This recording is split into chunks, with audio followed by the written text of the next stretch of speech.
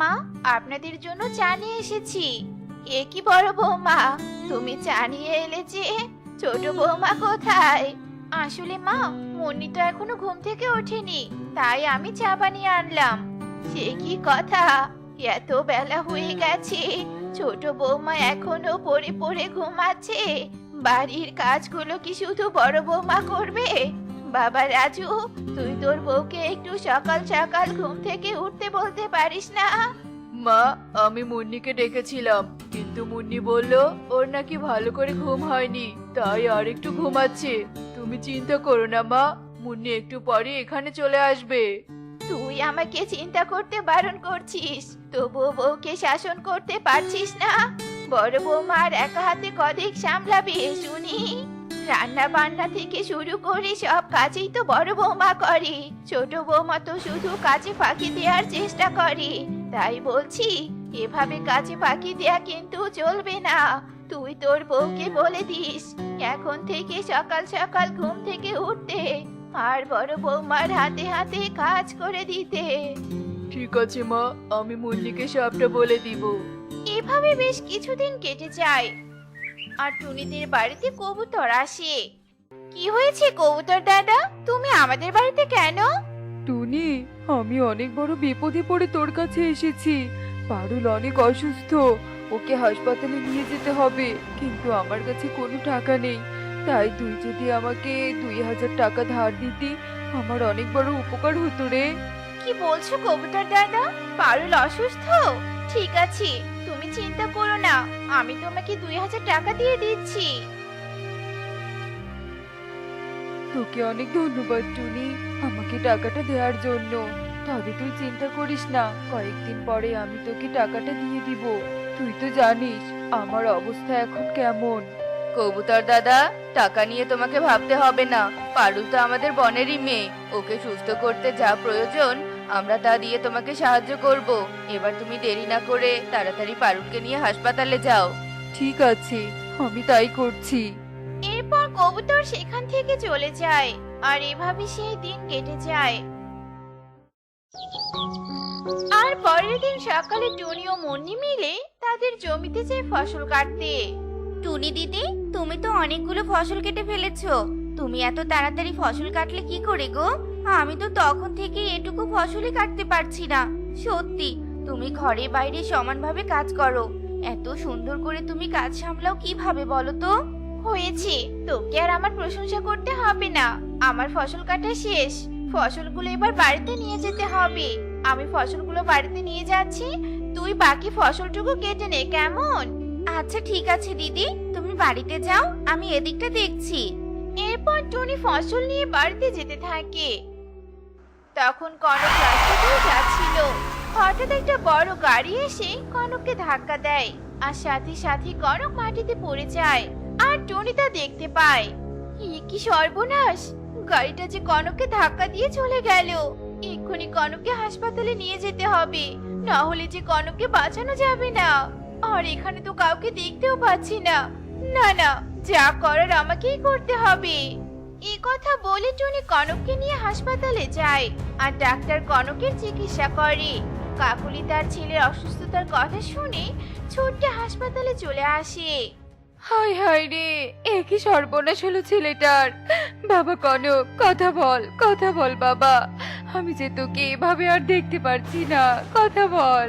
কাকুলি দিদি, তুমি এভাবে ভেঙে পড়ো না, দেখবে কনক একদম আগের মতো ঠিক হয়ে যাবে। ডাক্তার তো কনকের চিকিৎসা করেছে, তুমি একটু ধৈর্য ধরো। টুনি, আমি যে কিছুতেই শান্ত হতে পারছি না, আমার কনকের জন্য ভীষণ চিন্তা হচ্ছে। ভাগ্যিস তুই কনককে হাসপাতালে নিয়ে এসেছিস, নয়তো আমার ছেলেটা এতক্ষণে মরে যেত। তোকে যে কি করে ধন্যবাদ দিব, তোকে অনেক ধন্যবাদ রে টুনি, অনেক ধন্যবাদ। টুনি, কনক আগের থেকে সুস্থ হয়ে গেছে, আপনি ওকে বাড়িতে নিয়ে যেতে পারেন। ঠিক আছে ডাক্তার বাবু, আমরা কনককে বাড়িতে নিয়ে যাচ্ছি। এরপর কাকলি ও টুনি কনককে বাড়িতে নিয়ে যায়, আর এভাবে বেশ কিছুদিন কেটে যায়। মা, আমার কৃষিকাজ করতে একদম ভালো লাগে না, তাই আমি ঠিক করেছি আমি চাকরি করব। বাবা রাজু, তুই এসব কি কথা বলছিস? তুই চাকরি করবি? তাহলে কৃষিকাজ কে করবে? টোনা কি একা হাতে সব সামলাতে পারবে?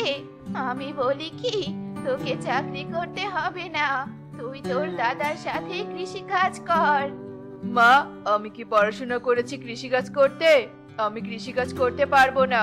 আমি যখন বলেছি আমি চাকরি করব, তখন আমার কথা আর নড়চড় হবে না। মা, আপনারা কি নিয়ে কথা বলছেন? বড় বৌমা, তুমি এসেছো? দেখো না, রাজু বলছে ও নাকি চাকরি করবে। ও আচ্ছা, ভাই চাকরি করবে? সে তো ভালো কথা, এতে আপত্তি কিসের? মারে, এত বড় সংসারটা তোমরা দুজনে কি করে সামলাবে? এসব চিন্তা যে আমার মাথা থেকে নামছেই না। মা, আপনাকে এসব নিয়ে চিন্তা করতে হবে না। ভাই যদি চাকরি করতে চায় চাকরি করতে পারে, আমরা আপত্তি করব না। এভাবে সেই দিন কেটে যায়। আর পরের দিন রাজু টোনা মিনু টুনটুনিকে বলতে থাকে, মা, আমার চাকরি হয়ে গেছে, তাই আমাকে আজই শহরে যেতে হবে। আমি ভাবছি মুন্নিকেও সাথে করে নিয়ে যাব। কি বলছিস বাবা রাজু? তুই ছোট বৌমাকেও সাথে নিয়ে যাবি? হ্যাঁ মা, আমি মুন্নিকেও সাথে নিয়ে যাব, কারণ আমি এখনই আর বনে আসতে পারবো না।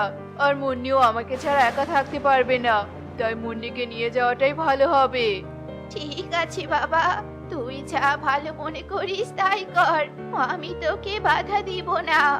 এরপর রাজু টোনা মুন্নিকে নিয়ে শহরে চলে যায়, আর টুনি ও টোনা তাদের কৃষিকাজে মনোযোগ দেয়। আর টুনি বনের পাখিদের বিপদে আপদে সবসময় সাহায্য করার জন্য এগিয়ে আসে, তাই টুনিকে বনের পাখিরা অনেক ভালোবাসে। এ কি কবুতর দাদা, তুমি কোথায় যাচ্ছ? আর তোমার মেয়ে পারুল এখন কেমন আছে? টুনি, আমি একটু বাজারে যাচ্ছি, আর পারুল এখন সুস্থ আছে। তাহলে তো সব ঠিকই আছে। হ্যাঁ টুনি, সব ঠিক আছে। তুই যদি সেদিন আমাকে সাহায্য না করতি, তবে আমার মেয়েটা আজ সুস্থ হতে পারতো না। তোকে অনেক ধন্যবাদ রে টুনি, অনেক ধন্যবাদ। কবুতর দাদা, আমাকে আর ধন্যবাদ দিতে হবে না, পারুল সুস্থ হয়েছে এতে আমি অনেক খুশি। এ কথা বলে টুনি সেখান থেকে চলে যায়, আর এভাবে কেটে যায় বেশ কিছুদিন। আরে মাসিমা, কোথায় যাচ্ছেন? মারে, সারাক্ষণ বসে থাকতে আর ভালো লাগে না। বড় বৌমা তো আমাকে কোনো কাজই করতে দেয় না, তাই ভাবলাম বন থেকে একটু ঘুরে আসি। মাসিমা, আপনি ভাগ্য করে একটা বৌমা পেয়েছেন, যে কিনা আপনাকে একটা কাজও করতে দেয় না। আপনার তো সুখে সুখ। হ্যাঁ রে মা, তুই ঠিকই বলেছিস। বড় বৌমার মতো পাখি এ বনে আর দুটো হয় না। বড় বৌমা সব সময় আমার খেয়াল রাখে, আর ছোট বৌমা তো আমাদের বনে রেখে শহরে চলে গেল। মাসিমা, সেদিন তো আমার ছেলেটা মরতে বসেছিল। ভাগ্যিস টুনি আমার ছেলেটাকে হাসপাতালে নিয়ে গিয়েছিল, তাই আমার ছেলেটাকে আমি ফিরে পেয়েছি। আমি সৃষ্টিকর্তার কাছে প্রার্থনা করি টুনিকে যেন সৃষ্টিকর্তা অনেকদিন বাঁচিয়ে রাখে। এত ভালো ও সৎ মনের পাখিকে তো আর সহজে পাওয়া যায় না। নিজের বিপদের কথা চিন্তা না করে অন্যের বিপদে ঝাঁপিয়ে পড়ে। বড় বৌমার মতো ভালো মনের মেয়েকে আমি সত্যি ভাগ্য করে পেয়েছি। আমিও আশীর্বাদ করি বড় বৌমা এভাবে এগিয়ে যাক। মারে, এবার আমার দেরি হয়ে যাচ্ছে, আমি এখন আসি। এরপর মিনু টুনটুনি সেখান থেকে চলে যায়, আর টুনি তার পরিবারকে নিয়ে সুখে দিন কাটাতে থাকে। মা, আমার ক্ষুধা লেগেছে, তাড়াতাড়ি আমাকে খেতে দাও। তুই হাত মুখ ধুয়ে আয়, আমি তোর জন্য খাবার বাড়ছি। মা, এ কি আলু ভর্তা ভাত? তুমি না বললে আজকে মাংস ভাত করবে? মাংস কই মা? আমাকে মাংস ভাত দাও, আমি মাংস ভাত খাবো। মারি, এখন মাংস রান্না করিনি, আসলে এখন রান্না করলে তো শেষ হয়ে যাবে। তবে তুই চিন্তা করিস না, আমি রাতে তোকে রান্না করে দিব।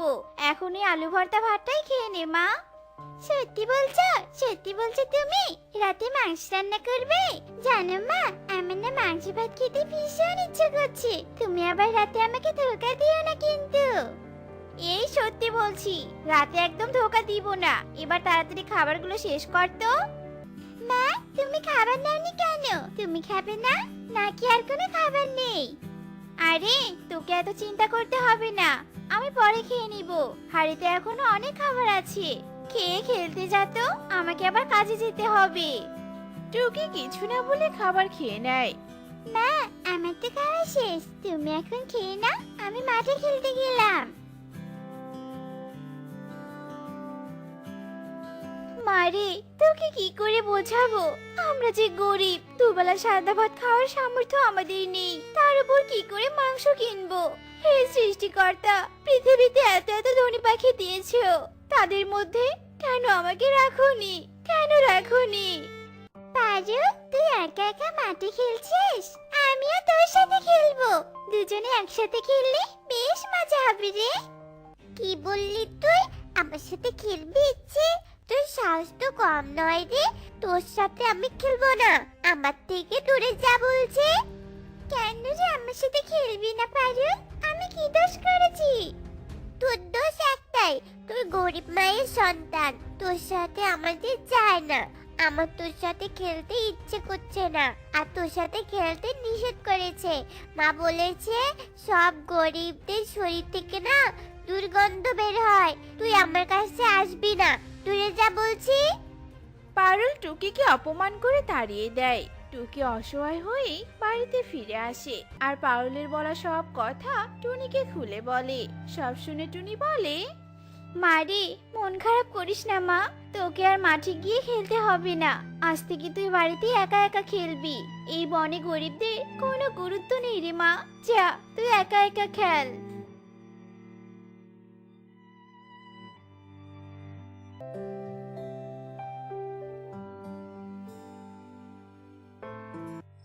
মা, মাংস কই? মাংস না দিয়ে তুমি আমাকে পান্তা ভাত দিয়েছো কেন?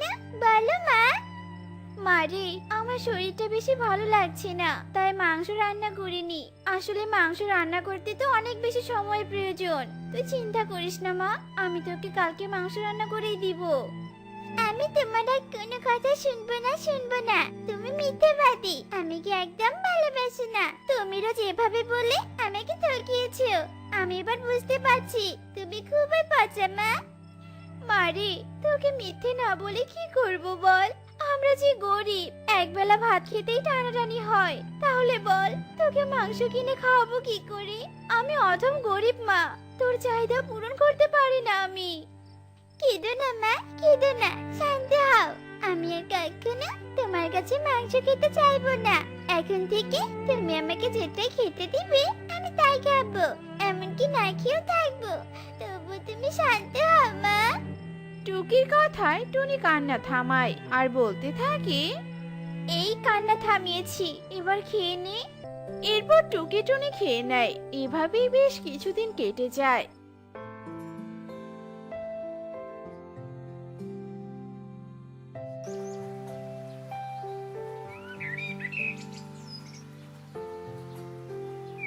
এদিকে একদিন বনের পাখিরা সবাই পিকনিকের আয়োজন করে। পিকনিকের তো সব আয়োজন করা শেষ, কিন্তু পিকনিকের খাবার কে রান্না করবে? আনন্দ করা বাদ দিয়ে আমি কোনো কাজ করতে পারবো না, এই বলে দিলাম। হ্যাঁ হ্যাঁ, আমিও কোনো কাজ করতে পারবো না। আরে থামো থামো, তোমাদের কাউকেই কাজ করা লাগবে না। আমাদের বনের ওই গরিব টুনি আছে না, ওকে বললেই ও আমাদের পিকনিকের রান্না থেকে শুরু করে সব কাজ করে দিবে। আর ওই টুনিকে টাকাও দেওয়া লাগবে না, সব কাজের বিনিময়ে সামান্য পরিমাণ পরিত্যক্ত খাবার দিলেই হবে। তাহলে আর দেরি কেন? তাড়াতাড়ি ওই গরিব টুনিকে ডেকে আনো তোতা দাদা।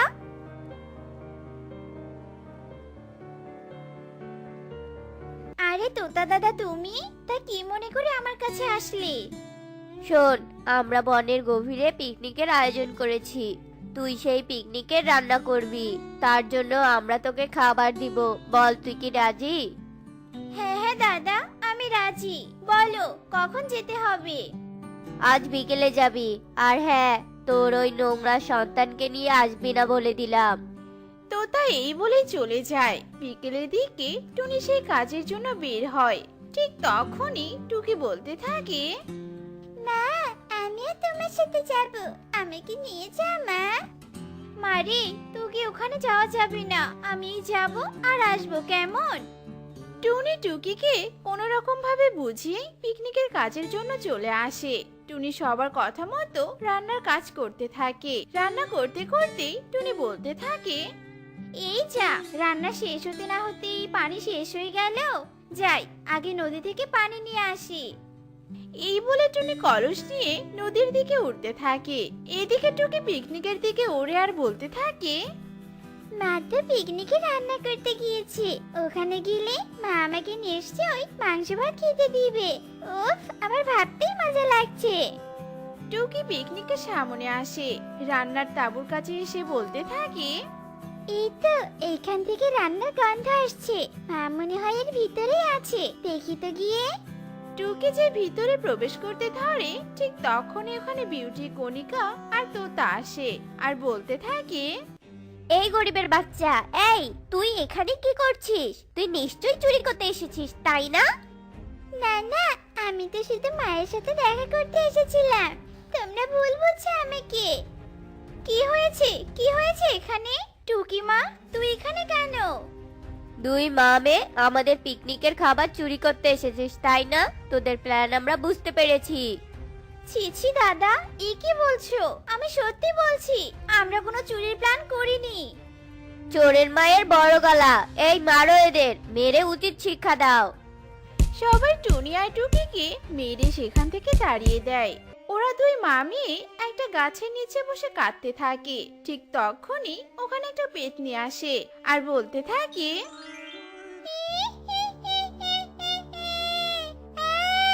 তোরা এইভাবে কাঁদছিস কেন রে? কি হয়েছে তোদের? আমাকে বল। তোমাকে কেন বলবো? কে তুমি? তুমি সবটা শুনে আবার আমাদের মারবে না তো? আমি হলাম পেতনি। বল, আমাকে খুলে বল। আমি সবাইকে সাহায্য করি। বলতে পারিস আমি হলাম ভালো পেতনি। এবার তো বল, কি হয়েছে তোদের? টুকি কাঁদতে কাঁদতে সব খুলে বলে। সব শুনে পেতনির অনেক মায়া হয় আর পেতনি বলে, গরিবদের এভাবে অপমান করা? ওরা যে খাবারের জন্য তোদের মেরেছে, আমি ওই খাবার ওদেরকে খেতে দিব না। তোরা চল আমার সাথে।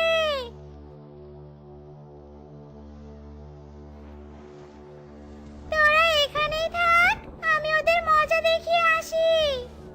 সব পাখিরা যেই না খাবার খেতে ধরে ঠিক তখনই ওখানে পেতনি প্রকট হয়। পেতনিকে দেখে কণিকা বলে, এই এই এই কে কে কে কে তুমি? তোমার চেহারা এমন কেন? ভিখারি হয়ে থাকলে শুনে রাখো, আমরা তোমাকে কোনো খাবার দিতে পারবো না। আমি কোনো ভিখারি নই, আমি হলাম পেতনি। আমি তোদের ঘাড় মটকাতে এখানে এসেছি। কি বললে তুমি? তুমি তুমি তুমি পেতনি? পালাও, সবাই পালাও।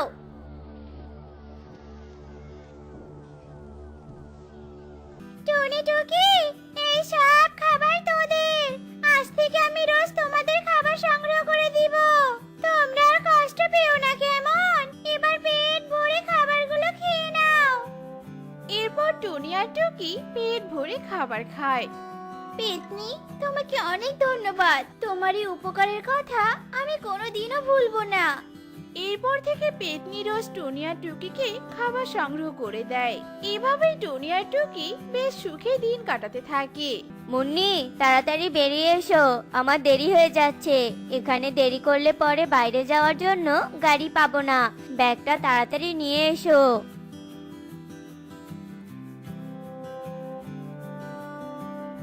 এই ব্যাগে সবকিছু দিয়েছে তো? হ্যাঁ, সবকিছু দিয়েছি। শোনো টোনা, তাড়াতাড়ি বেশি টাকা নিয়ে বাড়ি ফিরে এসো, কেমন? তা তো আসবই। তা আমার মেয়ে টুকি কোথায়? ওকে যে দেখছি না, ওকে ডাকো। যাওয়ার বেলায় একবার ভালো করে চোখ ভরে দেখতে চাই। টুকি তো এখানেই ছিল, হঠাৎ কোথায় চলে গেল? টুকি মা, এই টুকি মা, কোথায় তুই? এদিকে আয়, তোর বাবা ডাকছে। এই তো মামি, আসলে আমি দিদিমার সাথে গল্প করছিলাম তো। আর বাবা, তুমি ব্যাগ নিয়ে দাঁড়িয়ে আছো কেন? তুমি কি কোথাও যাবে নাকি? হ্যাঁ রে মা, আমি শহরে যাচ্ছি কাজে।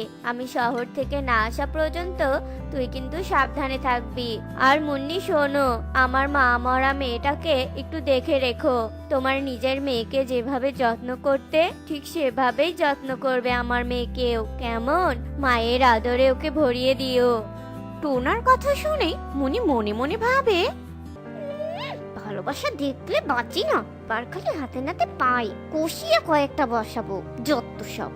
কি ব্যাপার মুন্নি, কি ভাবছো এইভাবে? না না, কিছু না। টোনা, তুমি চিন্তা করো না, টুকিকে আমি অনেক আদর করব। ওকে বুঝতেই দিব না যে আমি ওর সৎ মা। আর শোনো, ও শুধু তোমার একার মেয়ে নয়, ও আমারও মেয়ে। তুমি নিশ্চিন্তে শহরে যেতে পারো। মা, আমাকে আশীর্বাদ করো, আমি শহরে যাচ্ছি। মুন্নি, নিয়মিত টুকি আর আমার মাকে খাবার দিও, কেমন? আসি তবে।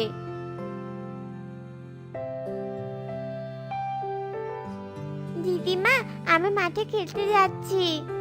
হ্যাঁ, সাবধানে সাবধানে, আর তাড়াতাড়ি ফিরে আসিস, কেমন? অপরিচিত কেউ ডাকলে যাস না কিন্তু। এরপর মিনু আর মুন্নি ঘরে চলে যায়, টুকি খেলতে যায়। বেশ কিছুক্ষণ পর খেলা শেষ করে মাঠ থেকে টুকি ফিরে আসে। মা মা, আমার ক্ষুধা লেগেছে, আমাকে কিছু খেতে দাও তো। কি কি বললি তুই, মুখপুরি? আমি তোকে খাবার দিব? তোর সাহস তো কম নয়। আমি কি এই বাড়িতে কাজের মেয়ে হয়ে এসেছি নাকি? হ্যাঁ কাঙ্গালি, আজ থেকে তুই এই বাড়ির সব কাজ করবি। যা গিয়ে রান্না কর। কি বলছো কি মা? এসব কে বলছো? আমি তো ছোট, আমি রান্না করতে পারি না তো। আর বাবা কি বলেছে শোনোনি তুমি? তোর বাবার ভয় দেখাচ্ছিস আমাকে? কঙ্গালি, দাঁড়া, তোকে দেখাচ্ছি মজা আমি। মুন্নি লাঠি দিয়ে টুকিকে মারতে থাকে। ঠিক তখনই ওখানে মিনু আসে। কি ব্যাপার বৌমা, এইভাবে মা মরা মেয়েটাকে মারছো কেন? কি হয়েছে? থামো থামো বলছি। কি করেছে টুকি? কি করেছে মানে? ও আমার কাছে খাবার চেয়েছে। ওর সাহস কি করে হলো আমার কাছে খাবার চাওয়ার? আমি কি চাকর নাকি? আজ থেকে ও এই বাড়ির সব কাজ করবে। তুমি কি পাগল হয়ে গেছো নাকি? এইটুকু মেয়ে রান্না করবে কিভাবে? তুমি কিন্তু খুব খারাপ করছো। টোনা শহর থেকে ফিরে এলে ওকে সব বলে দিব। আপনিও আমাকে হুকুম দিচ্ছেন? আজ থেকে আপনিও ওর সাথে কাজ করবেন। কাজ না করলে দুজনকে শাস্তি দিব। যান, গিয়ে রান্না শুরু করুন। টুকি মিনু আর কিছু না বলে অসহায় হয়ে রান্নাঘরে যায় আর রান্না করতে থাকে। এইভাবে মুন্নি মা মরা মেয়ে টুকি আর মিনুর ওপর অত্যাচার করত।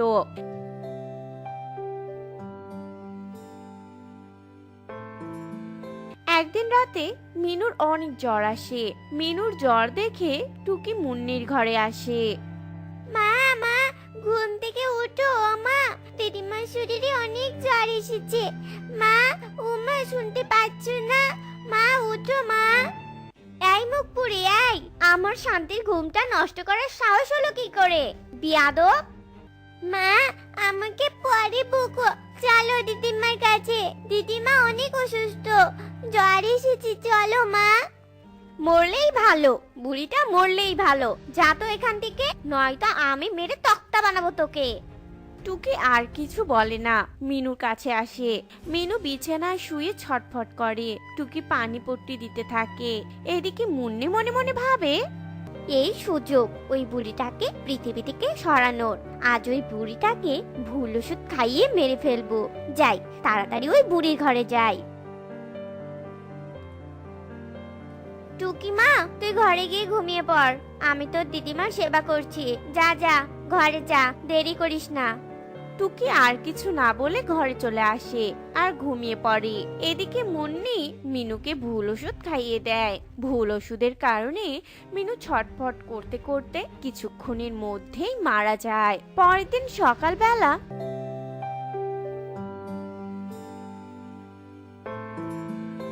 টুকি মিনুকে মৃত অবস্থায় দেখে অনেক কাঁদে। দিদিমা, দিদিমা, মা, ও মা, দিদিমা কথা বলছে না কেন? কথা বলতে বললো। আমি যে দিদিমাকে ছেড়ে থাকতে পারবো না। ও দিদিমা, দিদিমা ফিরে এসো দিদিমা। মা, বাবাকে খবর দাও, দিদিমাকে শেষ দেখা দেখে যাক।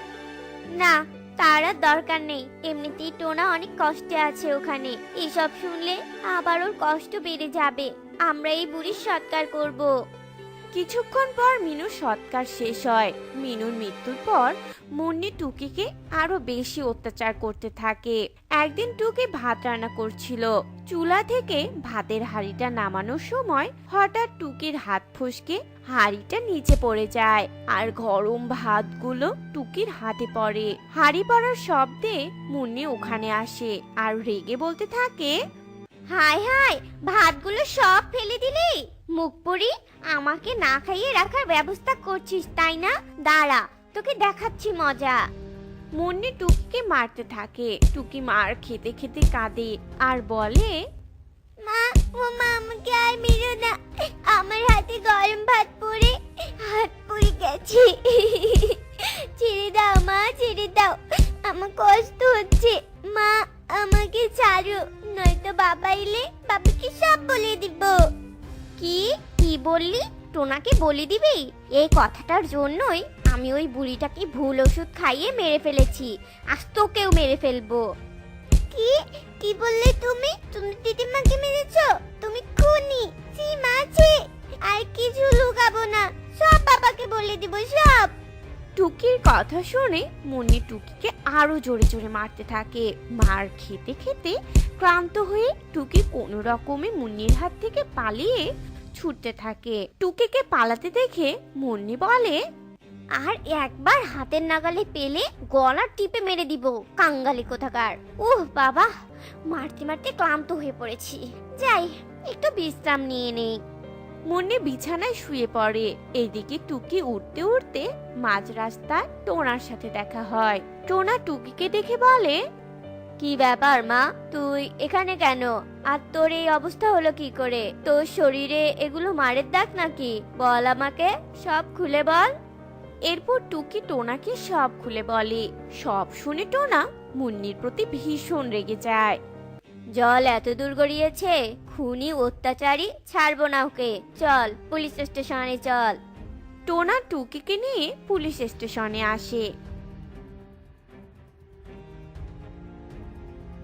পুলিশকে নিয়ে বাড়ি ফিরে আসে।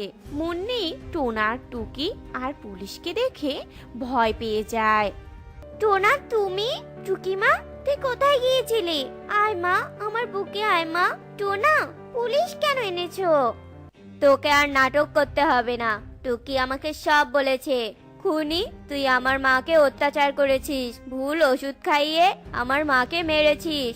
অফিসার, নিয়ে যান এই অত্যাচারীকে। পুলিশ মুন্নিকে কিছু বলতে না দিয়ে ধরে নিয়ে যায়। এরপর থেকে টোনা টুকি দুই বাবা মেয়ে অনেক সুখেই দিন কাটাতে থাকে। তো বন্ধুরা, আমাদের আজকের গল্পটি তোমাদের কাছে কেমন লেগেছে তা কমেন্টে জানাতে ভুলো না কিন্তু।